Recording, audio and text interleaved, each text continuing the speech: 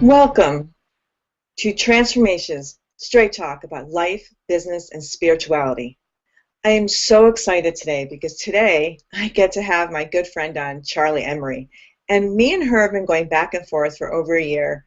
And what I love about her is that she's extremely passionate and spunky like me. And she really is passionate about relationships, one of her fields. And she is going to bring us a lot of wonderful information about relationships. And she's got some wonderful tips and raw, delicious information for us. So I'm really excited to have her here with us. So welcome, Charly. So Hey, how Carly. are you doing? I'm great. It's great to see you today. Oh my God, we've been talking for a year now. And I'm just like so thrilled to finally actually have you here with me today. Isn't it amazing? It happens. And yet, if you think about it, how fast did that year go? I think that's the more amazing part about it. I know, and the funny part is I am in Agora Hills, you're in Calabasas. It's not like we're that far away, and yet the two of us are the spitfirey chicks, as some people would call us, because we're just so full of spit and vinegar, some of us would call us, and we both are just really into just life and passion, and we both have very familiar subjects when it comes to relationships. And one of my things I love about you is one of your last book titles. So can you share with us your last book title? Yes, How to Date When You're Famous. So I think that would be a really fun thing to talk about. So we also had a little pre-film we were talking about a little bit when we were talking about online dating. So actually I'd love for you to talk about a little bit about your new book though first. Oh, absolutely. Well, it was inspired by some of my celebrity clients who came to me specifically because they were having some serious issues in the relationship realm. And you know, the funny thing about dating as a celebrity, it's actually there are some parts of it that are really different, and then there are other parts that are the same. And so one of the things that I wanted to touch on with them are the things that I see that are the most common that can get in their way. And this is actually, it's central to everybody, just a little bit different in the details. And that is, for example, a lot of celebrities, one of the problems that they run into is that they are totally aware of the fact that they're dating as a celebrity. And so they forget that they need to learn how to really understand who they are and own everything that they bring to the table. And what happens is either they haven't really discovered who they are or aren't sure or don't have that confidence to really say, hey, you know, these are the aspects of me that make me me, and they hide behind that celebrity image, which makes them very one-dimensional, or they crave that feeling of having a normal relationship like everybody else, and it's like, oh, why couldn't I just date like everyone else? And they get hung up on the fact that, you know, people have seen them on camera, read about their love lives, maybe even seen them bare their body on screen, and so then they try to minimize the fame almost like it doesn't exist to try to be this other person. And the only way to really, really date with strength is to own all the aspects of you, but you have to learn who are you behind that name? You know what I mean? Because if you can't get beyond the image and can't figure out how to intertwine it with the rest of who you are, how is somebody else going to do the same thing?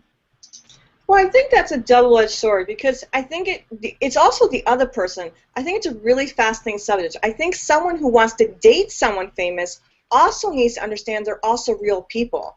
And I have, like you know, I've also been in the entertainment business, and I find it really fascinating being on the other side that we as people don't get that they also are real people. So it's a really fascinating subject. I think diving into both sides, you as a person coaching people that are famous, wanting to have a life where they do want to, they're yearning on some level to have a normal life, and yet they are famous, and we people dating people that are famous also being an acceptance of dating someone that's famous and dealing with that. I think that'd be a really fascinating book in some ways of literally having a book where it's coaching both sides, coaching the people that are dating people that are famous and accepting that kind of life, and coaching the people that are famous and wanting to date. You know what I'm saying? Right. It's a very fascinating world. The funny thing is in a sense, even though I wrote it mainly for women, in my first book, Thank Goodness You Dumped His Ass, it really covers that because, see, what we have to realize is the important thing and the valuable thing is to not get caught up in the details. When we get caught up in the details, we think we've never been here before and we don't know what to do, when in truth we have been. So, you know, dating someone who's famous, is no different than learning how to date someone who works third shift, or date someone who has, is an entrepreneur, dating someone who travels a lot. It's always about understanding what it is that you want within the relationship and what kind of experience you want to have. And then looking at that other person and saying, what comes with that person? And if it's fame, then it's going to be certain things that are relative to fame. If it's something else, then it's going to be all the details that are associated with that. So in truth, and like in How to Date When You're Famous, one of the things that I pointed out to them was that if they're really concerned about, meeting people who they can trust, one of the greatest pieces of information they can get is if they are trying to tell someone the other aspects about themselves and that person is only interested in their fame, they just got fantastic information about who that person is and why that person is really seeking them out, which again is fantastic. It just saved them time and energy if they're really looking for a partner they can trust. Ooh, so you just brought up a great thing that we talked about earlier, and I just thought this would be a perfect time to bring it up. We talked about earlier when we were just talking before we went online was about online dating, and I brought up the point about online dating. And a biggest one is people lie about their age, and for me, a big key distinction there is if they're willing to lie about their age, what else are they willing to lie about? And you just brought up something that I think it ties into that. Wouldn't you say? Absolutely. Well, it's all about that trust and being able to trust people. But see, what's funny is that there's so much information for us all the time that will actually help us figure out who we're dealing with if we just learn how to let go of the fear of trusting people and actually start listening more. Listening, like I've had people say to me, well, what are all the red flags, especially with online dating? What are the red flags? I said, well, the biggest red flag is how you feel as a person, because if somebody does something, says something, even if you're reading a profile, and I'm sure you've done online dating, and so have I, so I'm sure you know what this is like. You're reading this profile, and you're going along, and it sounds really good, and all of a sudden, like, your face kind of goes, you read something, and you get that little twitch, or your eyebrow, or your nose, or your lip. Those are red flags that tell you there may be a red flag. So you need to pay attention to those kinds of things. And if you change your dating approach to, I want to show this person who I am, and hopefully they're going to like me, and I want to bring everything that I can and look really good, and instead you flip it to saying to yourself before you read that profile, connect with that person, go on that date, and you say, okay, what did I want? What am I looking for? Who am I? What do I bring to the table? And what am I wanting back with and from a person? Well, then when you're with that person, you will automatically hear, see, feel anything that may be a conflict or is a direct conflict, which gives you the information to be able to ask another question, dig a little deeper, or if it's really vague and you're not sure, you can just file the information for later until you get more and you have better clarity later on. So you bring up a really valid point. One of the things I'm always telling my clients is seeing isn't always seeing with your eyes. I think, and it's also like listening. When you're listening, it's also listening with your eyes. It's part of the feeling, intuition. It's like when you said when we're reading the profile, that little, like you said, that twitch, whether it be in your eye or that feeling in your heart, I call it all seeing. We really need to get really masterful at really feeling, and I mean really feeling with everything, with our eyes, with our ears, with our heart. And I think when you're doing that, you're going to pick up, you're going to feel things on all different levels. You are going to read between those lines, if you will, when you are reading that profile. You are going to sense things that you wouldn't normally sense. So I think we just really need to start really getting inside there and really seeing between those lines.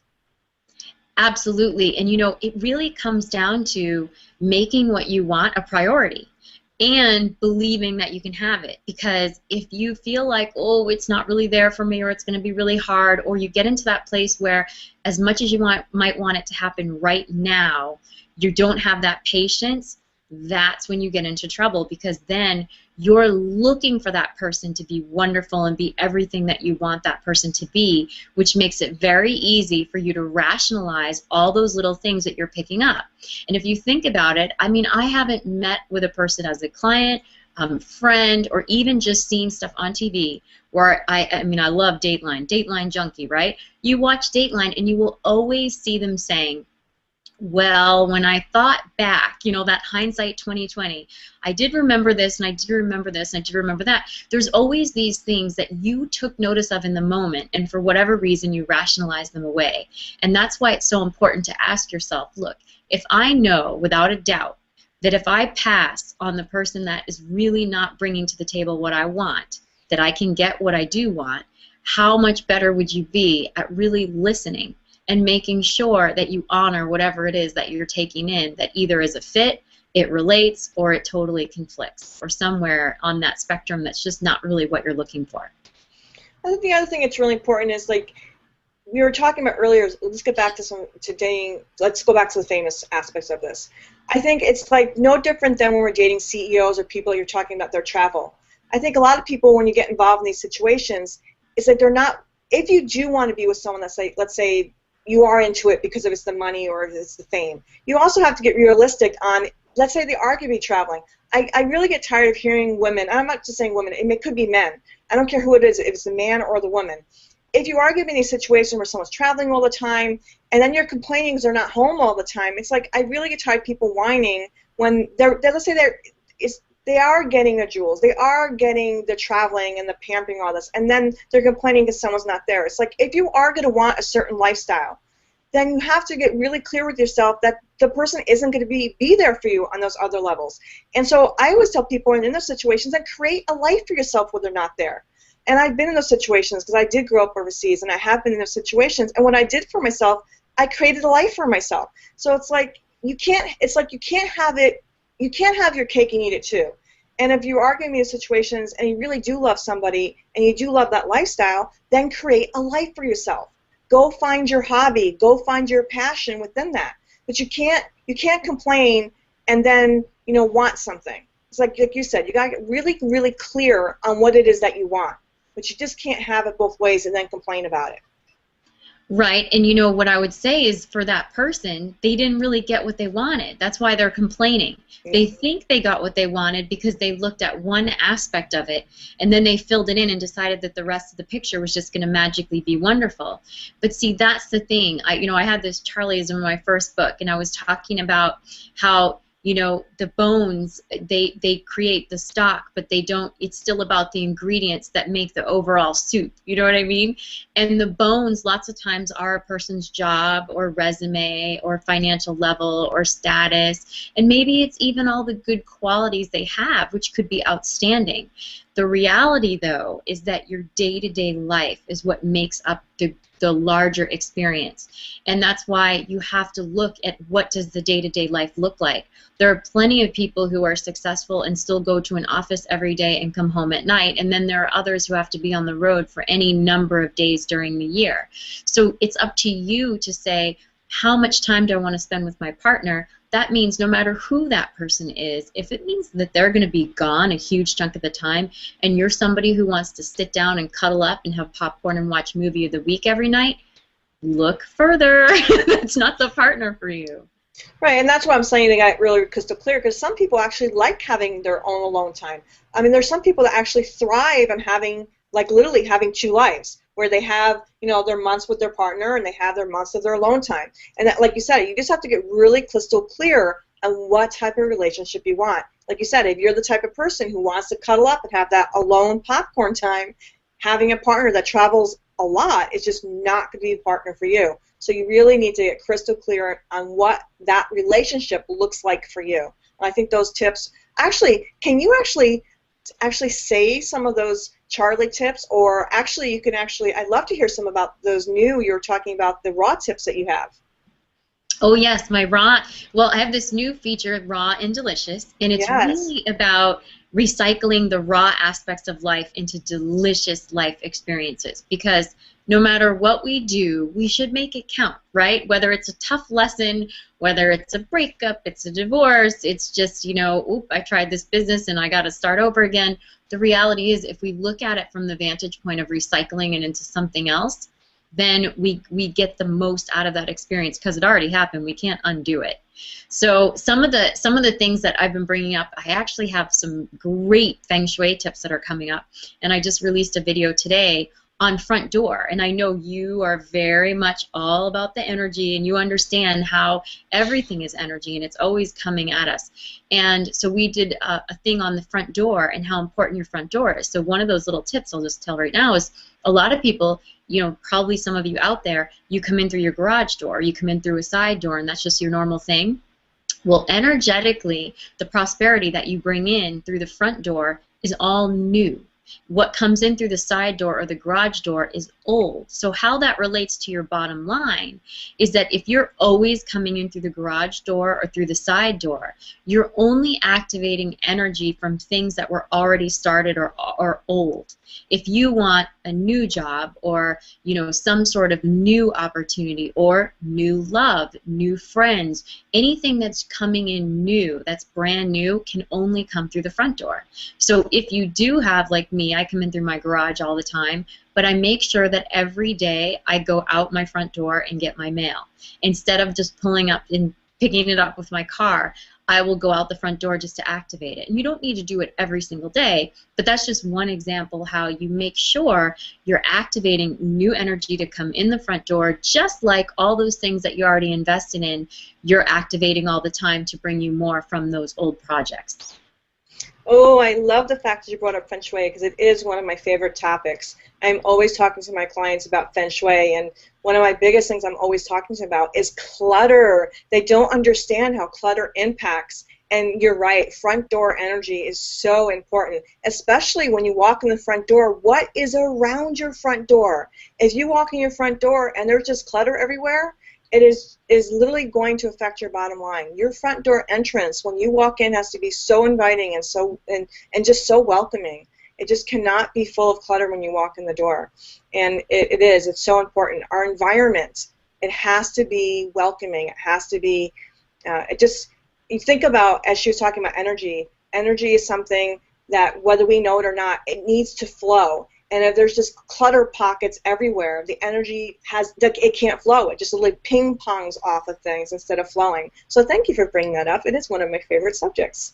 Oh, excellent. Well, you'll love them. Donna Stellhorn is a best-selling author and expert in Feng Shui. She's a really good friend of mine.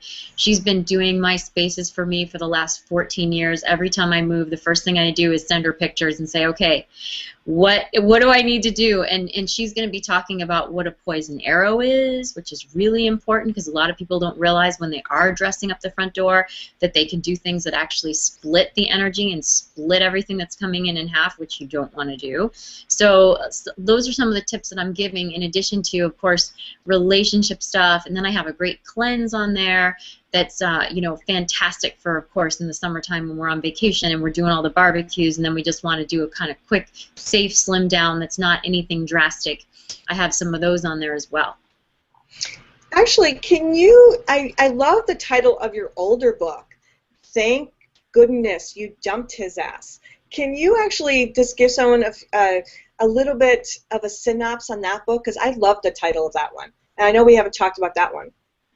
Oh, absolutely. Thank goodness you dumped his ass. Use those Mr. Wrongs to lead you straight to Mr. Right is literally the modern gal's strategic business handbook on attracting relationships. It covers things from two different sides, too, because I wrote this book after I went through my divorce and got into another relationship that was really great. And it was the big thing about it was, what are the things that get in our way as women? Well, there's the baggage side and projecting things from the past that we haven't resolved onto new potential romances.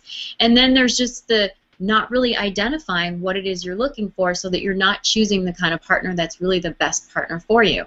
So I attacked it from both angles. And first of all, it's like, how do we position ourselves as women to attract what we want and have a fabulous relationship?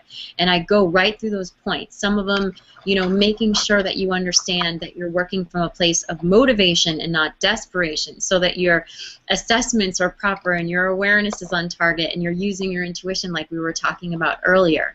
And then really identifying what it is you want to experience day to day in the relationship, you know, beyond the dinners out and the travel, because that's great with almost anybody, but it's day-to-day stuff that makes the biggest difference.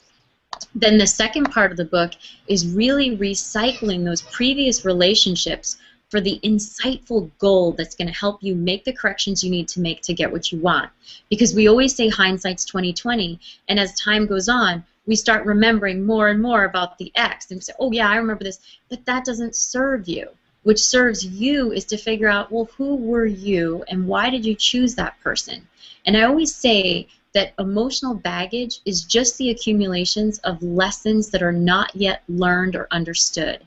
Once you figure out what they are, you can let go of it. And so that's really the idea behind recycling those previous relationships, because then you don't feel like you wasted your time, which is one reason why women tend to get resentful, is they feel like they wasted time. When you actually strategically comb through for those awesome pieces of information that help you and propel you forward, then you feel like the relationship served you no matter how good, bad, or indifferent it was, and at the same time, the baggage is gone, you've integrated it, and you've taken those pieces so that you can go forward and get what you want. So I would love for you to leave 3 amazing tips for women on how to be straightforward with men, and also I would love for you to leave 3 tips for men. So what would be 3 tips for both men and women? Okay, 3 tips for men and women. Well, they're actually pretty similar. First of all, you have to start by giving yourself permission to really be who you are and get what you want. And so when we look at empowerment, empowerment is really about giving yourself permission to be honest about what it is that you want and attract it as you go about the business of living your life. If you can't be honest about the relationship that you really want to have, then you're already starting off on the wrong foot. So give yourself that power of sitting down and saying, what's the experience I'm really, really looking for? Second tip, you better figure out what you bring to the table. And this is important because you need to know your good qualities, and you need to also own those weaknesses and tendencies that you have. First of all, when you own those as well, you can figure out how to work with them so that they don't get in your way. And the other thing is you need to be really honest about who you are and where you might need to make a few adjustments or shifts or remodel. Because you know, if you're shooting for the star, or what I say, if you're shooting for the stars and you don't really want to give much back, then you're probably going to be single for many moons to come, right? So the third tip I would say is live your life with enthusiasm. Because there's nothing more sexy and attractive than a person who just loves life and is interesting. And what makes you interesting is the fact that you're interested in life and that you're actually engaging in it. If you're sitting around waiting for someone else to do all the things that you want to do, then all you're bringing to a relationship is space that needs to be filled, which can feel very stressful to another person. But when you're bringing adventure and you're just saying, hey, this is all that I have and that I can share with you, and what are you bringing and what can we now make that's going to be exponentially bigger, now you're really talking. And then what would be 3 wonderful tips, I would say, about the internet dating world? Because you and I have actually talked about that. And I actually, you know what? I know I'm definitely going to have you back on the internet dating world. So let's leave with 3 tips on the internet dating world, because that is such an amazing topic that people aren't really brutally honest about. Yes. Okay, internet dating. I know. I think you and I are definitely having a whole nother segment just on internet dating. It's so much fun. I mean, it really is so much fun. And, you know, the first thing for internet dating is that first tip number 1, recognize it for the tool that it is. It is just like the hammer you need when you got to put a nail in the wall to hang that beautiful picture. It's a tool. So it's all in how you use it. If you don't set it up right and bang, you hit yourself on the thumb, that's you, right? You held the hammer. It's the same thing with online dating. So you've got to recognize that all it is a resource, it's a tool, and it's how you go about it. So that way that you can begin from a place of accountability and awareness. Second tip, don't lie. I know you think that guy that you looked at, you know, he said he was only going to go up to this age, and you're technically beyond that age, and you just want him to check you out. But you got to understand, First of all, a guy who is not willing, you could still wink him, you could still send him an email. If he, based solely on the age in your profile, says, I don't want to talk to her, trust me, you just did yourself a favor and saved yourself time. You should never have to chase anyone for them to give you any kind of attention, whether it's online or offline. So don't lie, because the only thing that you do when you lie is you have right from the get-go, because at some point, if it goes anywhere or starts to go anywhere, you're going to have to admit what you lied about. And then you've already planted that seed that you might have just lied about one thing, or you may be an untrustworthy person. Don't start a relationship off on lies when, especially, typically the #1 thing that you want from someone else is honesty, okay? You're basically being what you're saying you don't want, so don't do that. The third thing, this is just going in another direction, okay? Because I've already talked about being clear about what you want and all that kind of stuff. Pictures. Come on, okay? Ladies, skip the porno pictures. You don't need to serve your breasts up like bakery rolls. Come on. Have a little bit of mystery. It's great to show a little neckline. It says, you know, that you are open, but you don't need to put yourself out so provocatively that you're attracting men who just think they're going to be able to sleep with you on the first date. And men, what I see from you guys, this is just the tips, you know, for good. Skip those mug shots. You know what I mean? I don't care if you go into the office and have somebody take a picture with the iPhone. It'll be a great picture of you. But when you do those pictures where you're kind of like looking down and the camera's in this weird place and it's really cloudy, it makes you look really scary. And you could just be an amazing guy, and if we see that picture, we're just going to be like, oh my gosh, no, no, no, no. Okay, so 2 things you said that I absolutely 100% agree with. One is, my God, if you're going to lie about your age, what I've said already way before in the show is what else you're willing to lie about. I can't believe people still do that. And 2, seriously, get a decent picture. And honestly, totally agree about the pornography pictures. Honestly, I don't get it. I mean, just really get some decent pictures. And yeah, we're totally doing a whole nother segment about online dating, because that is like literally Pandora's box. It is a can of worms that we could go on forever about. It's just crazy.